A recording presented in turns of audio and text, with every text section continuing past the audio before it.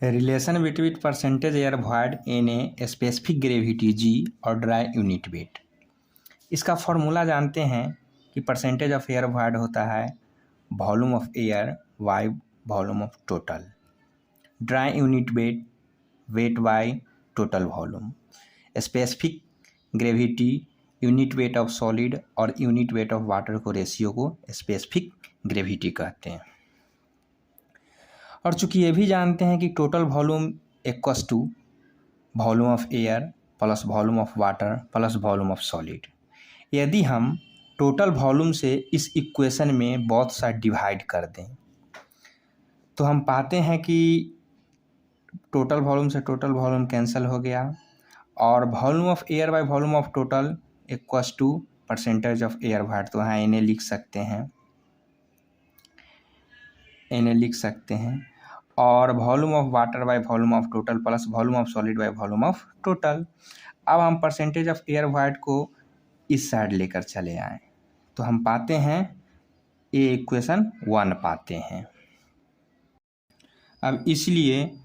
यहाँ से हम स्पेसिफिक ग्रेविटी से पाएंगे unit weight of solid equals to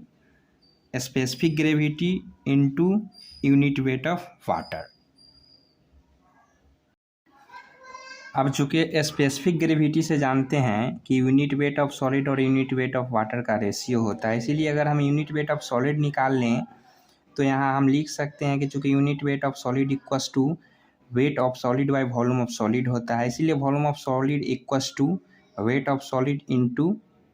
unit weight of solid, यानी volume of solid equals to weight of solid divided by specific gravity into unit weight of water.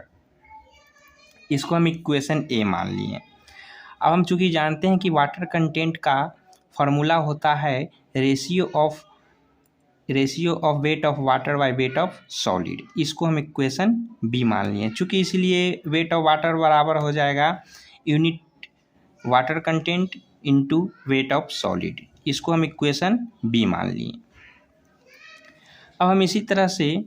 Unit weight of water देखें तो weight of water by volume of water होता है, इसीलिए weight of water equals to unit weight of water into volume of water हो जाएगा।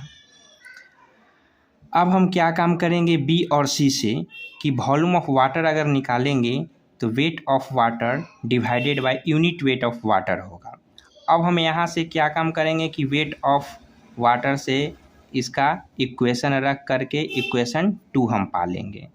अब हम क्या काम करेंगे कि इक्वेशन 2 और इक्वेशन ए को समीकरण 1 में डाल देंगे,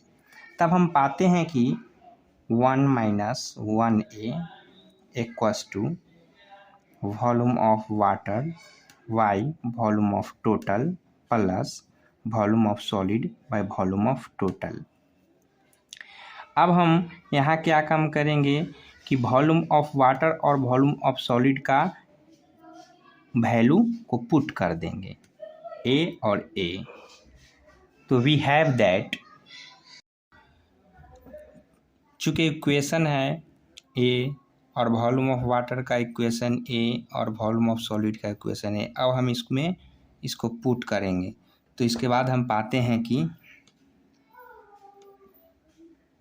water content into weight of solid divided by unit weight of water divided by total volume plus weight of solid divided by specific gravity into unit weight of water divided by total volume.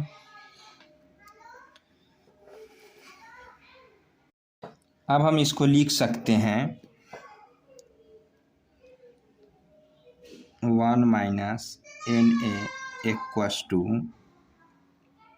Wait of solid divided bye